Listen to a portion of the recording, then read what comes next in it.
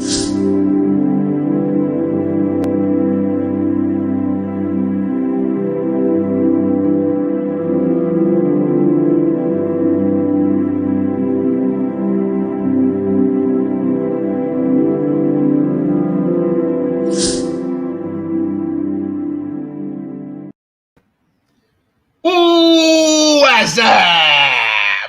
up, everyone? Welcome back to another session of Coffee and Martial Arts. Salud, salud, salud. Cheers.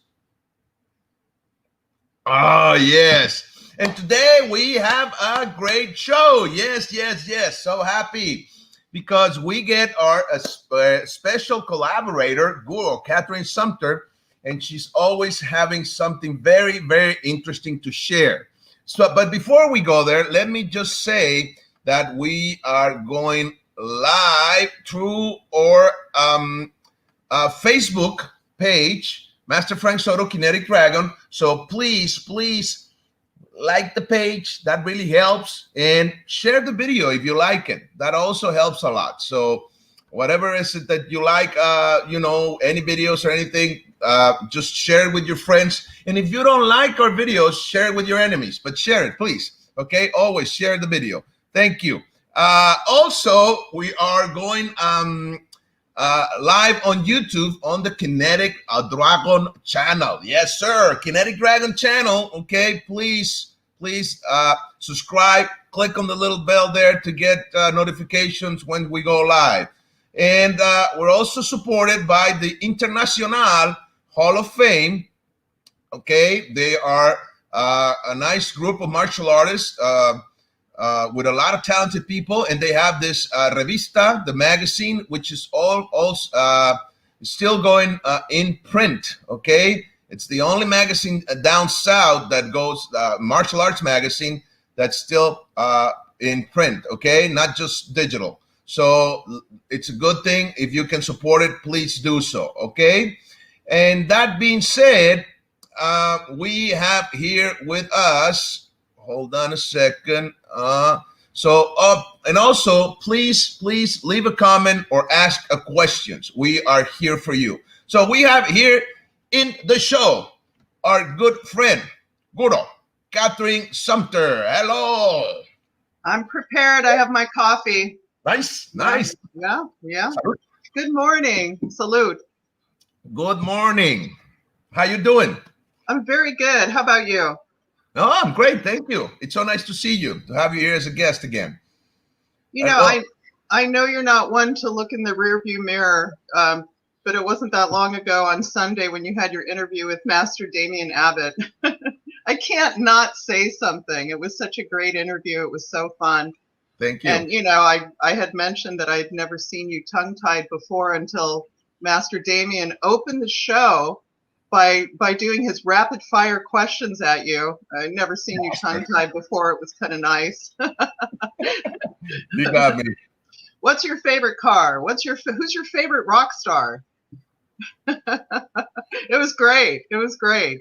I was going to say none, but I thought it was nice to play the game. But yeah, you had to pick. Well, I mentioned a moment ago that Master Damien picked as his favorite rock star somebody from this side of the pond, and so that was funny, and I picked one from the other side, right? Yes. I mean, his was an okay answer, but actually, it's on his side of the pond, and the answer really is Peter Gabriel. But oh yeah, Peter Gabriel, I like that. Yeah, I like the man. Yeah, sorry, Master D. But yeah, that was a great interview. But I guess with that said, so many of the things that you were talking about, some of the concepts that you were talking about can only be gleaned by somebody who's been a martial artist for decades. I mean, you were saying these concepts and your pontifications about martial arts that you couldn't know unless you've been in it for a long time. So I'm sure some of my fellow viewers were just like me. They were yelling at the screen, yes, I feel the same way, yes. And I guess one of those things that you talked about, and I think you mentioned it when you were talking about training in the police academy, training the recruits, and right. You had talked about the concept of you're not teaching these people to fight. You're teaching them to stop the problem. Right. And I just absolutely, that's when I started yelling at the screen, because I feel the same way. Well, that's the main thing I teach. For example, what I call campo for the street. That's what I mean. When people hear campo for the street or martial arts for the street, they think the opposite. They think they have to be tougher and they have to be, you know, meaner or more violent. And it's quite the opposite. When you're thinking of self-defense or problems, aggression solving for the street, you need to think in terms of non-fighting. You need to think in terms of solving the problem, mediating, you know, just trying to take it down and use the least amount of force or the least amount of physicality possible. And you need to train for that. If you train yourself for fighting, right, your mindset and everything is going to be prepared to fight, right? So that also can be trained. But we have this wrong idea because of, you know, many reasons, but mainly Hollywood, MMA, boxing, you know, if you see all the shows, they're fighting, you know, and it's okay. I have nothing against them. You know, it's cool. I like boxing. I like MMA. I like the movies for sure. But we need to understand that it's not about that. And I always tell people, the fantasy is you're going to go on the street, you're going to fight the bad guy, right? You're going to kick their butts, right? And then you're going to raise your arms and say, yeah, and people are going to clap at you, right? That's the fantasy. And that's so far away from the truth, right? From reality. It can be a problem if you don't address that. That's what I meant. Well, I guess if I know that Master Damien, he was fielding as many questions as he possibly could in the short amount of time that you had. I guess one of the things that I would have wanted to ask you too was, I know that there are schools that they absolutely don't allow sparring because it's unrealistic, right? There's rules of engagement, and I understand why they don't allow sparring. In my school, I do. We suit up, we put on the gear, we have the mouth guards and the chest guards, and even in the full contact stick fighting, there's just a ton of gear that you wear. Right. But I do know school owners that they won't do it because there's rules of engagement, and like you were talking about on the street, there are no rules of engagement, so it's unrealistic. In fact, I knew this one school owner that would tell his students, yeah, you know, go ahead and fight, go right ahead, have a good time. You know, no mouth guards, no protection whatsoever. You know, you signed the waiver, go right ahead. Go ahead and fight.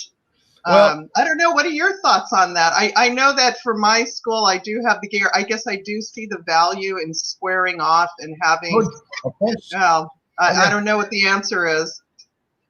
I agree. There is value. Yes, I have nothing against sparring. Nothing against, as long as you understand it's just a tool for the student to learn certain abilities. What we need to make sure is that they understand the focus of what they're training. If sparring is the only thing you're doing, then you're teaching them how to fight, and there's nothing wrong with it. I mean, I know how to fight. I like fighting, sure. But if you need to make sure that they understand that, yes, and the skill is okay. And sometimes you do need to fight, right? So you got to learn how to fight. But that is in the force continuum, for example, in the use of force in the police. If you get in a fight as a protector, you did a lot of things wrong or non-assertive, right? So just not to say right or wrong. You made some mistakes and you let the situation get there. See, but the thing is, you're trying to solve the problem with the least amount of force. So you train for that, but you are ready to fight, to defend your life. But because it might get there, and that's okay. Meaning, is within the law. If you tried other means, if you didn't have another choice and you had to fight, and then you hurt the person because the other person forced you to do so, then you can get away with it. Then it's justified, right? So yes, you need to learn how to fight. But if the only thing you're teaching is fighting, and you're putting that in their mindset, if somebody comes at you, attack the attack and hurt the person and fight the person, and that's okay if you're going to war, right? But if you live in a civilian world, and in a civilized part of the world, and you have common threats, yes, in a city, your life could be threatened, yes, so you need to be ready for that, yes. But if you see statistics, what is the percentage, or how much out of 10 problems that you have a day, for example, or a week, how many of them are going to end up in fist fighting? Probably none, right? And even this is one of the things I tell to police officers, because they think they're going to go out and fight the bad guy, and that's okay, because you want them to have that spirit, right? That they're the good guys and they're going to fight the bad guys because they want to change and help society. That's okay. There's nothing wrong with that. You just need to explain them. It's not like that, right? So out of 10 intervention a police officer has, maybe one is going to get to physicality. Let's say they do 20 arrests per day. Can you imagine if 50% of what they did, they had to fight? Just think of the numbers. 10 fights per day. Not even a professional fighter does that, right? Every day. Can you imagine that? That they will be dead by the end of the day. And not because of the blows, because of, they will be dead tired, right? Exhausted, probably ended up in the hospital if you had to fight 10 times a day. So it doesn't work that way. Yes, you have to be ready for that, that problem that might happen. But I hear a lot of this in especially in the campus schools. I hear this: you got to be ready to go to the extreme, and they say it to you like, yes, you do, but you also have to be ready not to go to the extreme. You need I mean, do you think at some point, especially with martial artists and with law enforcement, that at some point they need to all take some sort of a sociology degree or psychology degree? Yes. I don't know how it is in Mexico, but in the United States, I know that the police force is often looked to solve the social ills, and now they have to be social workers to boot. Man, it's like these nuances, these fine lines, Well, it's about generating an awareness and a consciousness. It's not that simple. It sounds simple, but it's not. Once you try to put this into practice, into reality, it's hard, because of this is one of the things that we need to be very very careful. What you're thinking, it's what your reality is going to be based upon. If you're thinking, a certain way every day, your reality is going to be in accordance to that, right? It's the law of attraction, if you may say. But thought becomes actions, and action becomes behaviors, right? Yeah. So if you're thinking that, everybody is a bad guy and everybody is the enemy, you're going to see everybody as an enemy, right?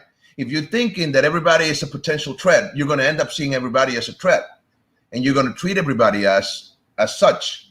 So it's not a black and white scenario. That's what we need to step away from, the survival way of thinking. Because when you're in a survival mode, it's only black and white, right? Mm-hmm. You kill or be killed. You fight or flight, right? Whatever. But you need to understand life. You don't want to survive. You want to live your life. Mm-hmm. Okay, yes, you're learning survival skills, but to live a better life, not to be in a survival mode every day, right? Having your foot on the brake and the gas at the same time. Right. Right, exactly. So, and that's exhausting. That's why by the end of the day, when you get home, you're like, right, because it just takes too much energy out of you, emotionally, mentally, physically, because you're tense. And if you're in a survival mode, that means you're working with your reptilian brain, and that means you are more reactive. You're going to be more what's the word I'm looking for? Hyper vigilant. Yes, exactly. And you don't want to be paranoid. You want to be alert. Okay, you just what you want to do is you want to be in touch with your environment. Learn how to interact with your environment in a healthy way, right? Aren't there a lot of pretty toxic chemicals associated with this freeze, flight, or fight? I mean, if you're in that state, that hypervigilant state, there's a whole lot of chemicals swirling around that could be good for you. You know.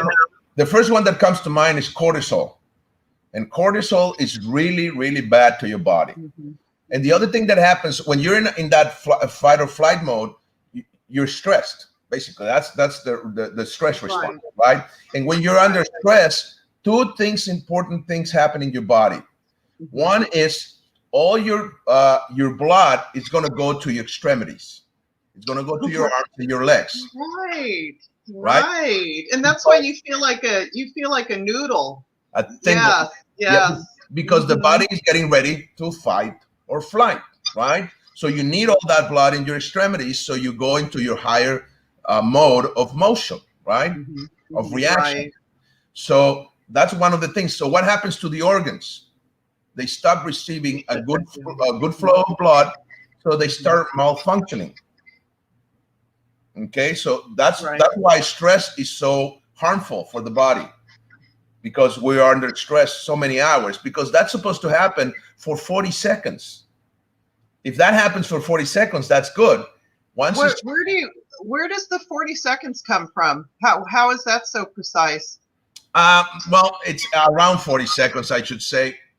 That's the spike that takes adrenaline goes into the bloodstream, right? And it takes around, it's already measured. It takes around, it gives you a window around 40, 50 seconds to take you up into that high spike of reaction. Holy cow. After that, the body starts declining. That's why if you don't train, and the other problem, that's when the heart rate goes up from 80 RPMs go up to 160, 180, right? And you start moving, because of adrenaline and cortisol. And if you don't know how to handle that and going to the next step, the next level, which will be, so you have the first level, that this has to do with the phases of flow, actually. If you read that book that you have right there with you, I have my book. Yes. Where is it? There you are. That's a good book. Yes, I can't wait to start it. My copy finally came in. I'm looking forward to reading it. So that's one of the things that happen with stress. The blood goes to the extremities, and the organs, they don't work well, right? But this is to solve the problem. So you have that window, which is under a minute, to solve the problem, which is a lot of time if you're thinking in survival mode. Because survival will happen in seconds, right? Or split seconds, right? Yes. So you have that big window to survive, right? Now, if the other thing that happens too, when you're under stress, your immune system shuts off. Okay, it goes completely off. Why? Because the immune system takes a lot of energy. You don't need it right away, right? And yes, your immune system, in order to function properly, needs a lot of energy of your body. That's why when you're sick, what would the doctor say? Go and rest. Sleep, rest, lay down. And because you need that for the immune system to work, you need to have the rest of your things, stop, so you get all that energy and give it to the immune system. But when you're in hyper mode, right, when you are under stress and your adrenaline, it's the complete opposite. So this is something that the body developed, when we were, let's say you're walking, right? You're back, I don't know, 10,000 years ago, and you're walking in the woods or whatever, out in the field, and you get a saber-tooth trying to eat you, right? And you're like, well, the first thing that we developed was paralysis. We learned to just freeze. Freeze. That's the first thing we do. We freeze. Why? Because, and this, just do it at home as an exercise. Okay. What happens when we're all eating with the family in the house, and you hear some noise in the back of the house that you're not familiar with? Like, let's say the cat pushed something and something fell. Everybody will stop what they're doing and just freeze and look. Right. And you pay attention. That's why the freezing, to pay attention, to see where it's coming from. And also, it was a thing that the body developed for you to not move if it's a predator. Okay, by stopping the motion, the predator might not see you. All right, that's why you freeze. You don't want to call attention to yourself. Yes. Right. So you freeze up, and you're trying to figure out, if you run, which direction you're going to run to, right? Which is the second response. You flee, right? So first is freezing, then it's flee, and then the third one is fighting. And this is something that we should know as martial artists, because if we don't, we're going to feel bad. And this happens too. You say, oh, I was trained, but I didn't fight at the first moment. I froze. Yes, that's normal. Yes, you froze. And then you talk about running, and then you learn how to fight. That's the third response out of those three responses. The third one is that's what I've noticed too. When I have new people come in, they are in the freeze mode, and even you have to learn how to create distance and run if you have to. Yeah. So it's freeze, flight, fight. Yeah, and in that order. And there's a progression. Yeah, correct. There is an order. Yes, and a lot of people don't know, and then they tell you that you're a coward, and you feel that you are a coward, and that makes it even worse, because you don't. If you understand this, you don't feel like a coward. You understand what's going on, right? Because understanding. That's why understanding is so important. It's not just about knowing; it's about understanding the process. If you understand this, you can play with it, and you understand that your first response is not going to be fighting. Okay, so you need to train to go from freezing to fleeing to fighting. Very good. And I also think that, you had said, the way you phrased it too, you had said something like, this is what your body does for you. And it really is doing you a favor. It's trying to help you. Oh, it is. When you talk about your organs shutting down, you might feel your heart racing and your stomach shuts down and you feel sick. And you talked about your extremities. The blood goes to the extremities. Your body's trying to help you, even though you feel pretty rotten, Right. It's all an effort to serve your state of affairs. It's for there to save you from that bigger threat, that saber-tooth, right? Let's say you're walking. Let's go back to that example. You got that predator coming to eat you, and you have a virus inside too, right? Let's say you have, I don't know, the flu virus, right? What's the worst threat at that moment? The flu virus or the freaking animal that's going to eat you in a second or two? Yeah, what happens to the virus? So the body says, the virus, right? Let's save you from the bigger threat. And then you run away, and then you're safe from that tiger that was going to eat you, right? Right. But then eventually you get sick. Okay, so then you're going to have to go to rest. So then the body says, okay, now I can deal with the virus. So now I'm going to have to give you fever or whatever, and just, lay down. And the new threat, right? Yes. But the problem is we don't know how to shut down stress, because we have simple stress and multiple or compound stress, or complex. Because isn't there good stress and bad stress too? I mean, good stress and bad stress, it's all stress. Oh, the good stress will be the simple one, right? Okay, yeah. Because, for example, if you have, instead of a human, let's make a rabbit walk in the woods, right? And the rabbit is walking around, and then a coyote comes to eat him, right? To eat the rabbit. So the rabbit, escapes. And by the time the rabbit escapes, an hour later, let's just say, you just put it in human time. Do you think the rabbit is still in his head thinking, oh my God, that coyote almost killed me. Oh, I'm not going to walk through there anymore. Oh my. Did you see the look on the coyote's face? Oh, he wanted to kill me and eat me. Oh my God. No, right? The rabbit is going to continue with its life, right? And let go of that event that happened an hour ago. That's part of the past, right? Learn something. Yes, sure. Probably learn not to go that, probably going to change the path, but it's not going to be thinking about it. Not worrying maybe it's about more of a it's coded. It's more of a code. But that's what stress would be for us. Right. Yeah. But we're overthinking, right? Because then you might not have a saber tooth now, but you have electricity company, right? The bill, right? You got to pay the mortgage. You got to pay your car. You got to whatever. So you have all these predators now. Mm-hmm.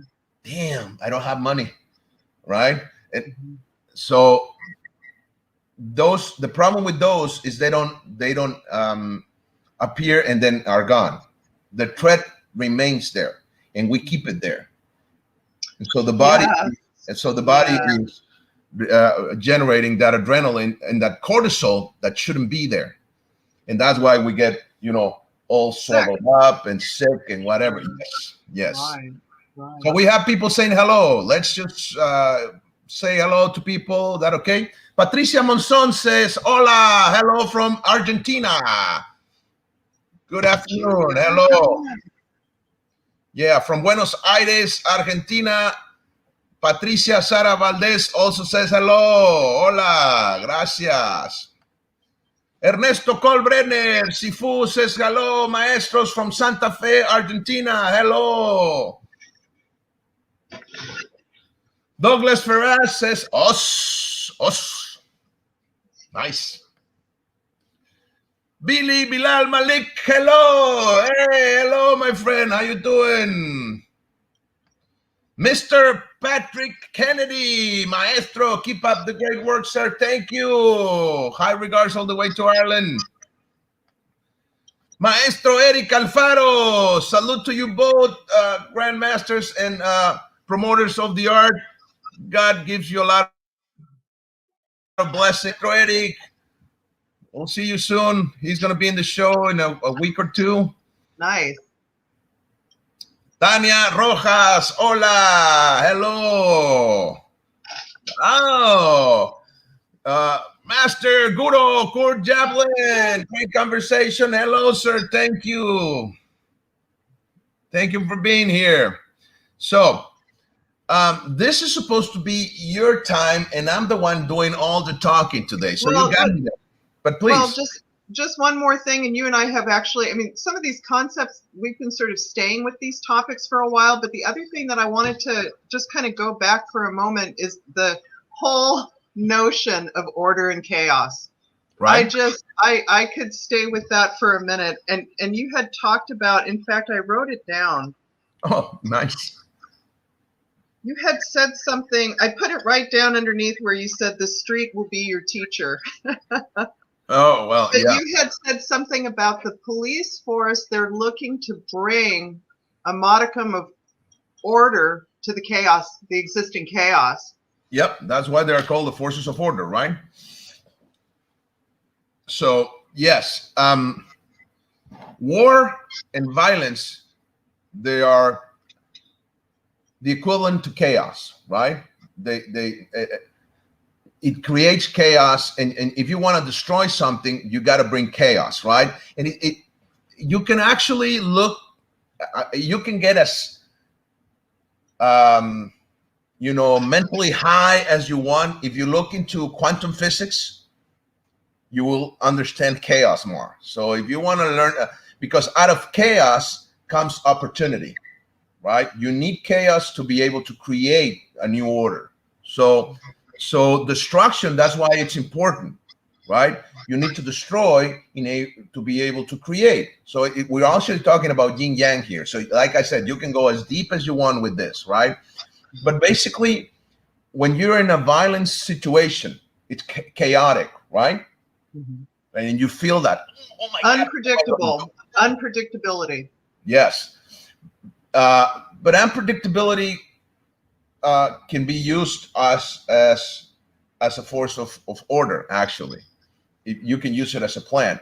But there's a good scene also in the movie, the second movie, the Batman movie with what's his name, the Joker, the one that passed away. I forgot this kid's name.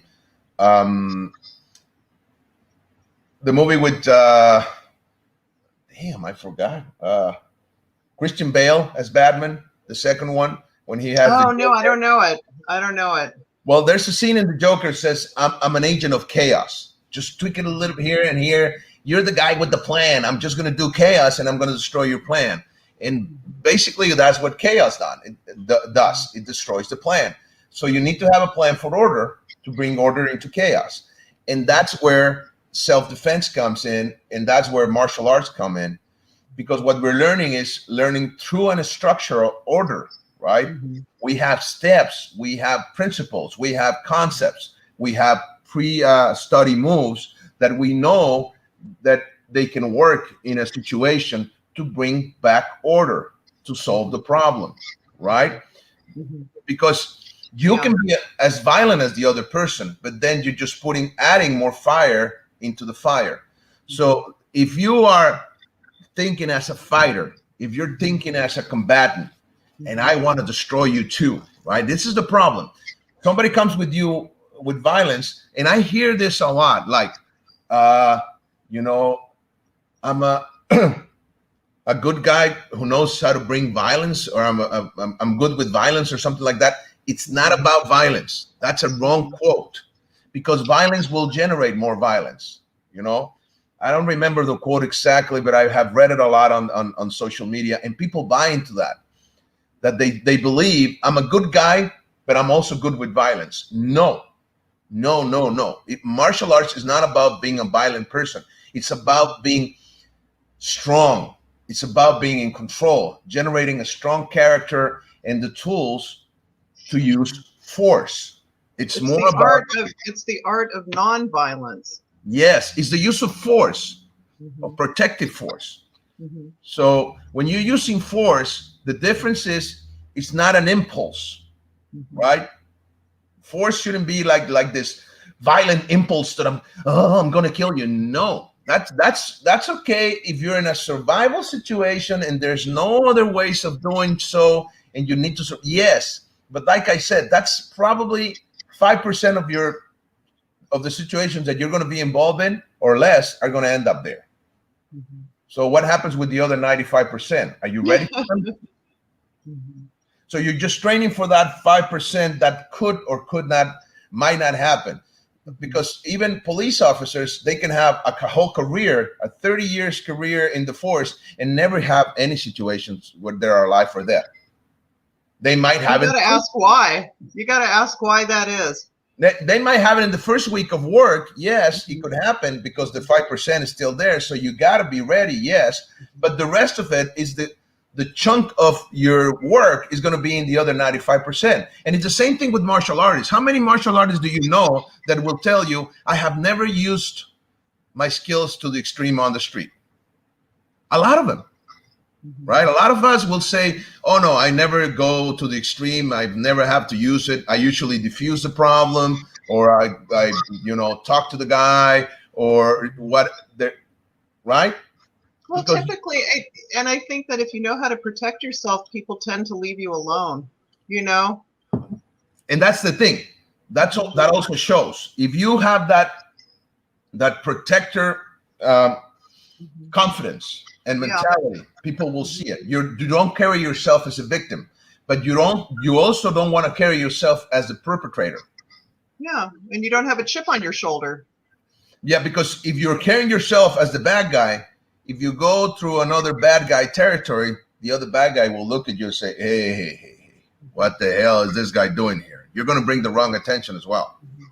Right? And there's also that concept that, you know, if 95% of communication is body English and you're walking around with a chip on your shoulder, yeah, you're right. The bad guy will, he doesn't have to talk to you to know that. Yes, it's instant, right? They will, because that's what they do, right? That's what they do. So they're going to pick it up right away. It's not their first rodeo. Exactly. But if They've been bad for a long time. If you're walking in the street connected to the environment, they will also see it. And they're not going to be afraid of you, right? They're going to see you that you're aware, and they're going to say, why complicate myself if I can get the other one who's not paying attention? Because they're going to follow one law, the law of nature. And the law of nature says it follows the path of least resistance, and it always looking for balance, for equilibrium. That's what happens in nature. If you see water will follow the path of least resistance, and it will try to go into the calmer place, right? Or go all the way to the sea. So that's the way it works. That's a systemic approach. So if you understand this, instead of, bringing chaos with a bad attitude or the bad guy attitude, you want to bring order with a control attitude by paying attention and connect yourself with, and that's a skill that you can develop. It really must be developed, because I don't know, I think it might be a universal thing that perhaps when you get to the intermediate ranks, you're coming up the ranks, you haven't quite hit your black belt, but you get to a place where you almost hope something will happen because you've got some skills, it's feeling pretty good, you've found that you like martial arts and you're pretty good at it. And I don't know, it seems to be that sweet spot around blue belt, right? At those intermediate ranks where, it wouldn't be so bad if something happened and maybe you could try something out. And, it's like, if you have to use it, then something really bad is happening, right? And so you don't really want that, Well, that's why sparring is also good in the studio, because then you can test yourself there in a safe environment. So sparring, it is a good tool, right? But that happens because of what you're thinking too, right? Because you want to test yourself because you're learning how to fight, right? So there's nothing wrong with learning how to fight as long as you have this thing that, okay, I'm going to learn how to fight, and I'm going to fight in a ring or in a cage or in a tournament, but not on the streets. Okay? So sports fighting, it's amazing. Totally agree with it. Yes. Yeah, and if you want to test yourself because you have that need, because some people have that need, do it with somebody who is willing to do it, right? Right. Yes. So that way, when you end up the fight, you're going to laugh and probably give each other a hug and say thank you, right? Or I might get, you bit me. Oh, I'll see you next time, right? Yeah, It's still going to be in an okay, safe environment because you both agree, right? And that's why sports fighting is so good, because we do have that part inside of us. Some of us do, some don't, right? But some of us need that. That's why we're crazy martial artists, right? And that's the word martial. That's what there's martial comes from the god of war. Right, of course. From Mars, right? So we are warriors. So if you're a warrior, you're probably going to need to fight. So do it in a safe environment.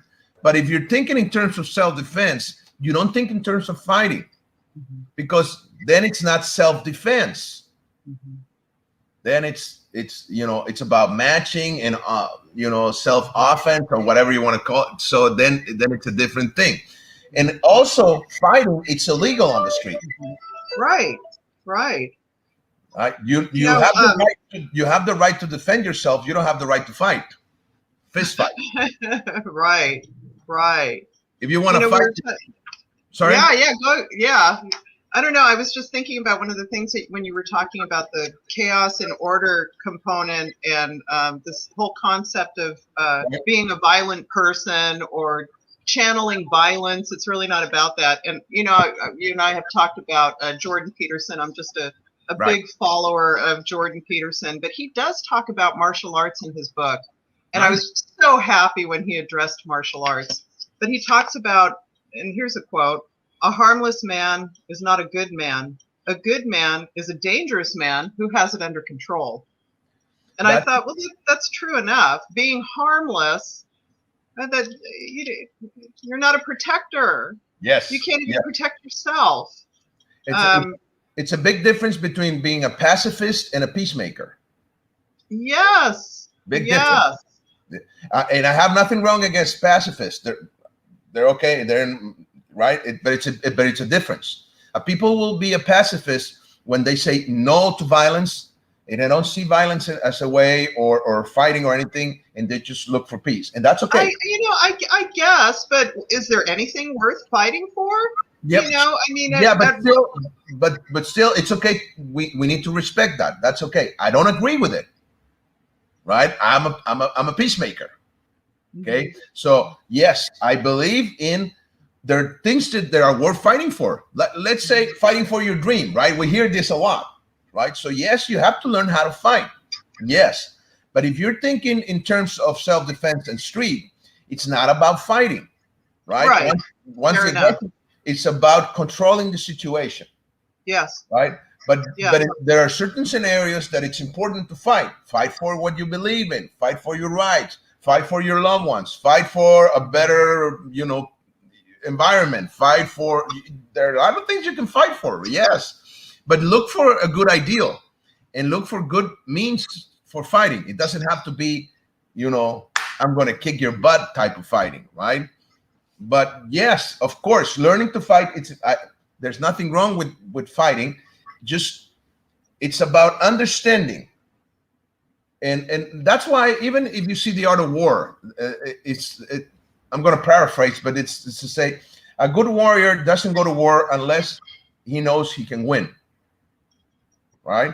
You don't go to war unless you know you can win. What does that mean? You just you have to be smart, right? So. Well, and also, pick the hill to die. What hill are you going to die on? Really? I mean, is everything worth it? No. I mean, you have to make a choice. Yeah, it's something. It's like something my wife always say. Pick your poison, she says. Right? Like when you're trying to eat healthy, right? You don't eat bad carbs. You don't eat sugar. Blah blah blah. They said, yeah, but pick your poison, right? I might like caffeine a lot, or I might like chocolate. Okay, so that's going to be my poison, right? So I'm going to eat that, but the rest, I'm going to stay away from that, right? Mm-hmm. So it's the same thing with fighting. Pick your fight. Mm-hmm. Pick the fight you can fight, right? Yeah. But for example, on the streets here in Mexico, if you're thinking about fighting, you're going to get shot. You're going to get killed, right? Because violence is just so bad. And it's the same thing in the States now. It's actually the same thing everywhere. If you see somebody carrying a gun and you're not carrying a gun, please don't fight. And if you see somebody carrying a gun and you're also carrying a gun, please don't fight. Okay? Don't. You're going to end up shooting each other, right? So don't. Look for other ways, right? So that's the thing. We have some comments, if I may. Portinho Colatina says, "Oh, hello, hola." Maestro Scott Higgins says, mental self-defense strategies are rarely taught. Yes, agree. Totally agree. But in the police environment and the police academy, we have to teach them that. The mental side, it's the bigger part of their training. So, yes, thank you, sir. Axel Cardenas, big hug, Maestra Kathrin Letter Sumpter. Okay, so yes, and the other thing about chaos, I just briefly, we have chaos inside our mind too, right? We have chaos inside our heart. So we can be emotionally chaotic or mentally chaotic.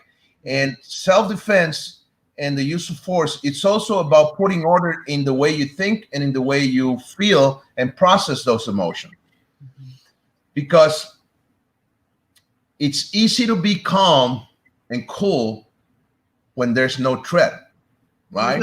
Like right now, we're having this very nice conversation and I'm very calm and cool. Yep. You know, you're here, we're talking. Oh, I feel very good. I can be calm. But what happens when there's a chaotic environment, right? And I need to keep my coolness and I need to stay in control and order. So that's also something you need to train, right? To keep your coolness, to keep calm, to stay stay centered. That's another thing. Boy, that's fantastic. That's another thing that Jordan Peterson talks about is this whole concept where people like to say, well, people are inherently good. Well, when all the stars are aligned and the water is running and the electricity is on and you're fed and you're warm, but you know, when that electrical grid breaks down and chaos ensues, are you really such a good person? I mean, what does that mean anyway? So yeah, you have to be prepared. Yeah, and thinking that people are inherently good, it's a humanism approach in psychology. There's also the other side where it says we are inherently bad, right? So there are different theories and different points of views. But well, I guess being good, being compassionate, I think that's a learned skill. I think you have to teach compassion and kindness and, you know, I don't think it comes naturally. The consciousness won't develop if you are not in touch with other humans, right? If you live, if you're a kid and who was, you know, probably had to be, there are actually examples of this. But let's say you were raised by animals in the woods. What would happen to you? You couldn't talk, right? You wouldn't have the same emotions. You wouldn't have the same way of thinking. You wouldn't know how to socialize. You wouldn't develop your higher self or your fullest potential. So we are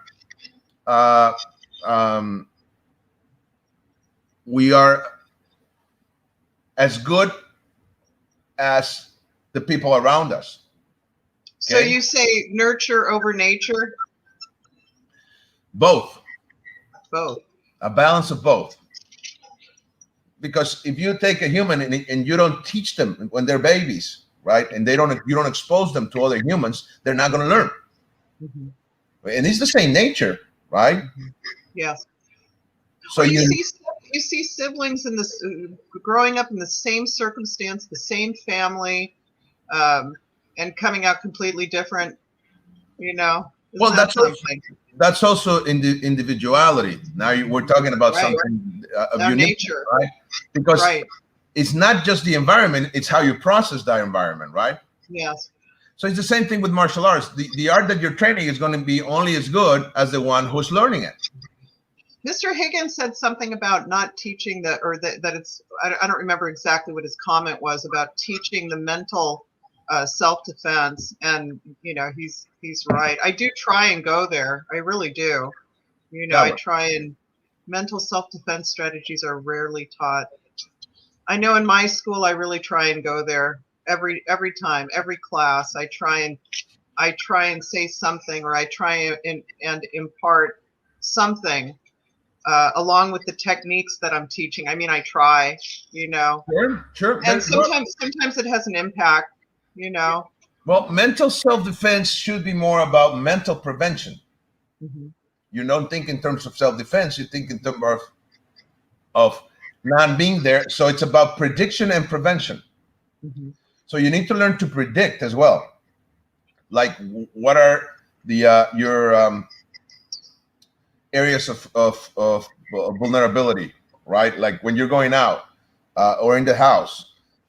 Do you have vulnerable areas? Like, you don't have a fence in the front probably, or in the back, or you have a big street, or too many ways coming in, or where is it that you go from your house to work?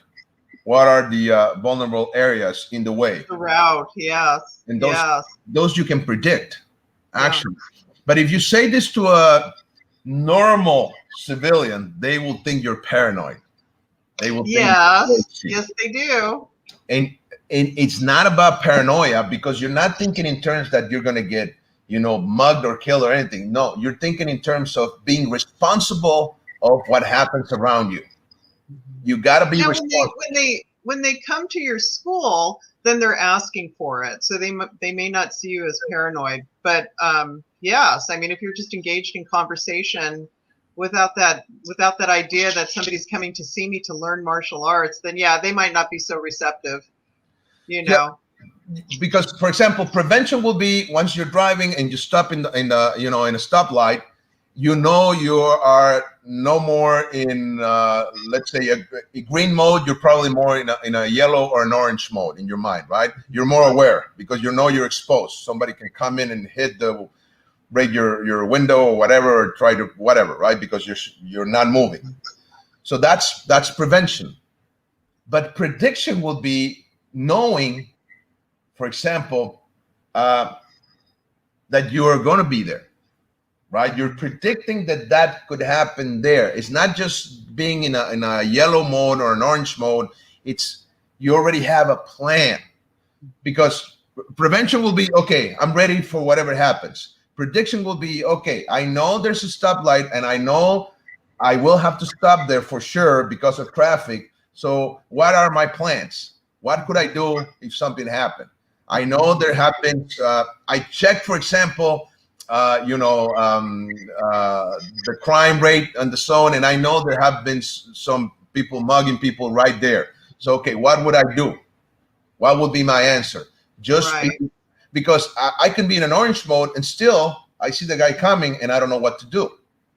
That's really purposeful, researched prediction too. It's not rocket science. I mean, you can, like you said, you can look up the statistics. It's not some abstract notion, And that's being responsible. That I call that total responsibility. It's not about looking for guilty parts. It's about being responsible of everything that goes around you. Mm-hmm. So what is responsibility? Learning how to respond, not to react. Well, is it fair to say too, and I know sometimes, if you see trouble off in the distance, some people will go towards the trouble, right? They'll go towards it instead of, well, I think I'll go this way instead. Maybe it's curiosity, maybe they want to feel the action a little bit. I don't know. It gets you pumped up. Maybe some people, the chaos makes you feel alive. I don't know what it is, but they're towards the problem, and maybe you want to go the other way. Or maybe they just don't see it. Maybe they don't see it. That's fair. That's fair. And that's actually a response. That's a normal thing for people when they say no to violence. You hear this a lot now. Oh, violence is bad. Let's just say no to violence. Okay. Yeah, but that doesn't solve the problem. Right. And those are the same people that are saying that humans are inherently good. Yeah, see, that's good wishful thinking. And I like that. Yes. And I always look for the positive side in people. That's me. Yes. But I'm ready for the other side. Right? Well, okay. So here's a concept that you can't respect yourself until you grow teeth. That's not me. That's Jordan Peterson again. I agree. I know. Yeah. You have, and when you grow teeth, you know what other people are capable of. And yeah, it takes you out of that hopeful and wishful thinking. I heard a comment one time that hope means you don't have a plan. Well, the way I see it from a martial arts perspective, I think we need to change the model of the warrior or combatant into the model of the protector. I think that's the new venue for martial arts. Instead of trying to become a warrior, you should be focusing on becoming a protector. And you also use the phrase peacemaker. Yeah. Yes. Protector, and then the next level of the protector, the higher level, is the peacemaker. Yes. Yes. Protector first, and then peacemaker. Yes. Very good. So protect yourself, protect your loved ones, protect your house. But protecting doesn't mean fighting. Mm-hmm. Protecting means protecting. right? So how can I protect my house? Wow, that's fantastic. I think that you're right. I think that historically the phrase has been warrior. We're all warriors. And yet that's okay. See, I'm gonna use Axel's teachings because he talks a lot about the Japanese, right? Before the Meiji era, right, which was the second half of the 1800s in Japan. Yes. We had the samurais and the warriors, and we need to look at this because that's what we got from the martial arts. We import that from them, right? Yes. And they were warriors. They were protective warriors, right? And so instead of being a warrior protector or a protective warrior, we need to be peacemaking protectors. We need to change that. We need to go, and that's what they did with the Meiji era. They said, no more samurais. Now the government is going to take care of your safety. Now you cannot do it anymore on your own. And they have been changing ever since, but we still have that because it was thousands of years of that mentality, which is the Talion's law, an eye for an eye. That's what it is. When the warrior mentality, it's an eye for an eye. And we have had that mentality ingrained on us for thousands and thousands of years. The Talion, the eye for an eye, a tooth for a tooth mentality, it's like 5,000 or 6,000 years old. Okay, and we think that way. So if you hurt me, I'm going to hurt you back, right? If you punch me, I'm going to punch you back. And actually, self-defense comes from that, right? But the protector way, it cannot be like that. The protector way is I'm going to protect you no matter what. So I'm going to even try to protect your life, even though you're trying to kill me. That's the protector's way. That's the police officer. A police officer, it's supposed by law to protect the civilian as much as possible. That's important, as much as possible, right? Of course, if you're trying to kill me and I have to shoot, well, I will shoot. But I'm always thinking of ways of not shooting you, not killing you, because I'm here to serve you. Okay. Well, I don't. In this country, I just feel like the police officers, they almost have an impossible task because they're also faced with judges that let the same criminals out over and over and over again. So they see these menacing, these people who are just menacing their communities. Right. Boy, at some point, you reach your limit, and you're supposed to behave in this altruistic way. It's an impossible task sometimes.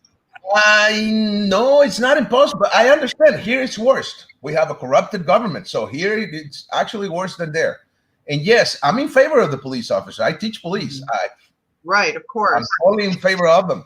But it feels like an impossible task. We're not there yet, but we need to focus on that.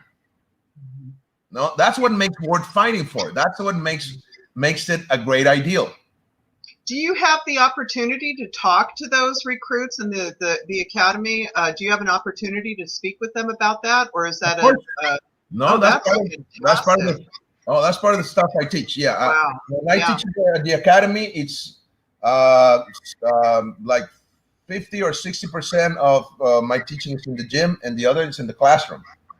Oh, is that right? Wow. Oh yeah. They sit down and they have to take notes, and I, make a PowerPoint presentation and everything. And yes, they have to learn the theory. Otherwise, it's just fighting. And I'm not teaching them how to fight. You need to teach this too. And that's the institutional part, right? I cannot control what they learn on the street. And we know at the academy that once they go out on the street, their mind are going to change. The mindset is going to change, right? They're going to say, oh, that's an impossible task.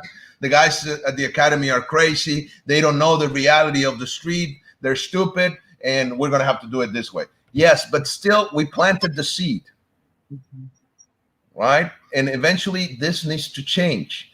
And yes, as civilians, we don't help. We're still, because like I said, we've been thinking this way for 6,000 years. right? This is not something that's going to change overnight, but it's the same thing. It's about being responsible, right? And that's it. And that's, I believe that most of us martial artists and a lot of us, or a lot of us are idealistic this way. You know, we have this ideal, you know, that we want to change the world with martial arts. Well, I think that a lot of us we feel a great deal of responsibility to use our skills for truth, justice, and the right way of being, you know. But, and we sell it that way too. It's a cornerstone concept. But do we really understand it? I don't know. I try. I don't know if we understand it collectively. I don't know if that's true. I don't know if that's true. I think we're so diverse. You know, as small as the martial arts community is, we're so diverse. I don't know. We still worship the samurai. I like the samurai. I mean, I love it. I love the figure of the samurai. I do too. I love it too, yes. But still, that worked 200 years ago, 300 years ago, 1,000 years ago. And that's okay. But now, how is it that we can convey and bring that part of the samurai that still can live today, but adapt it to today's scenario? All right? I think that's important. Jose Miguel Ponce says, saludos. Saludos a Ecuador, to Ecuador. Saludos. Rafael Herrera, big salute. Grandes maestros from Andalusia, Spain. Thank you.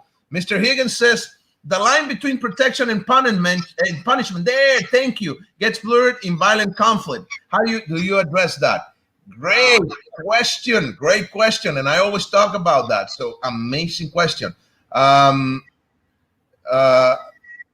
Okay, so Axel here is saying, see, and this is what I said. Am I going to let you talk or not? I'm doing all the talking. Oh, I don't know. I've gotten my comments in there. No, it's very interesting because we talked about these concepts of order and chaos, and some of the other concepts about violence versus, you know, and you had just said it too, with being the protector, being the peacemaker, you know, and what is our role as martial artists too. I mean, we have to, I don't know, I've got my philosophies. That, you know, it's not about violence, it's not about teaching to fight, it's about stopping the problem. And that's how this whole conversation got started, because I heard you talk about it with Master Damien Abbott the other day, and when you said that, I was like, yes, that's what we want. I gotta say that one of the things I like about this, you know, that you come here every month, is that we get to talk, and I do take advantage of that, so I'm sorry.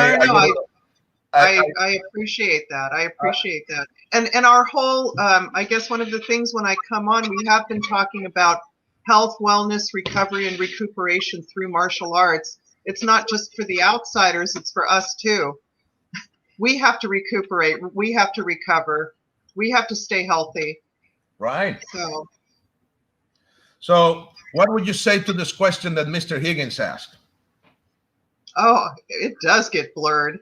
You know, everything that's happening in the United States, when I see something that's defined as violent, I see it as the appropriate punishment. Of course, now everything's on camera too, and it can be misconstrued. It can still be misconstrued. I'm typically on the side of the police. I know there are exceptions. There's bad apples in every lot. How do you address that? I don't know. I think the cameras are a good thing. I think it is a good thing. Right. How do you address it? I don't know. We're working on it.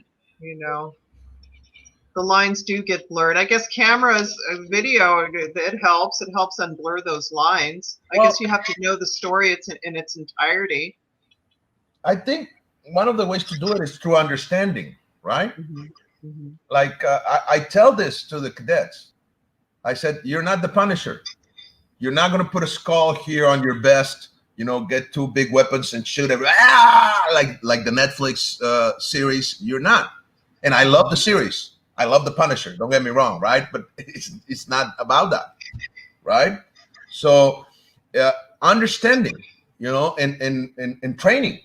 training them to become the protector, not the punisher. That's actually the analogy I use. So that was a great question. Thank you, Mr. Higgins. But how many of us are training to be the protectors and not the punishers? I think some of us get there. I think you have to stay in it for a long time. It doesn't happen overnight. Well, it's what you said at the beginning, right? That happens after decades of.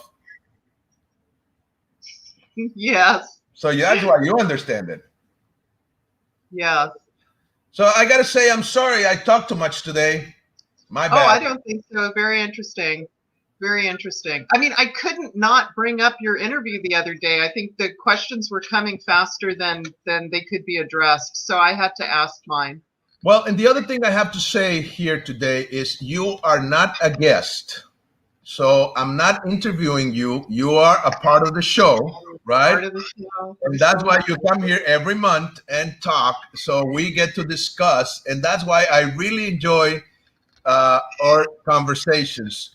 And that's why you became a collaborator, because of this fact, right? Because this is not an interview. So for everybody that's watching, this is not an interview, okay? When I'm doing interviews, I shut my mouth and I let the other person speak. But you are a collaborator, so people need to understand this, okay? Yeah. Well, it just gives me fodder for the next one. I'm very excited. I feel like we could go on. It's a fast show. Yeah, and I wish I could bring you more often, but we have so many guests. Thank God. Thank you, everybody. Yes. It's off the hook. So yeah, we're probably gonna have to do this faster. Yeah. Okay. But thank you so much. Thank you. Thank you so much. Thank you for having me. And I really appreciate this. So for everybody that watched today, thank you so much, Mr. Higgins. I hope we could answer your questions, sir. Thank you for your comments. Mr. Higgins is also a very talented martial artist, a very smart man, and he has taught me a lot through the years about, self-defense, fighting, violence, and all that stuff. So thank you as well. Anything you want to add before we go, Maestra? We talked a little bit about the reptilian brain and the logic center, and it's a long haul from back here to here. Yes. Yeah, we can talk more about that. Long road. We can definitely talk more about that next time. Yeah. So don't worry, guys. I know you want to hear her talk way more, and she will, because she is definitely a regular in this one, as you already know. And thank you for letting me speak. It's nice to speak for a change as well. I like talking. So fun. Thank you. I should drink more coffee and shut up now. No. Thank you. Thank you for having me. So thank you, everybody. And next Thursday, we're going to have here on the show Maestro Michael Miller.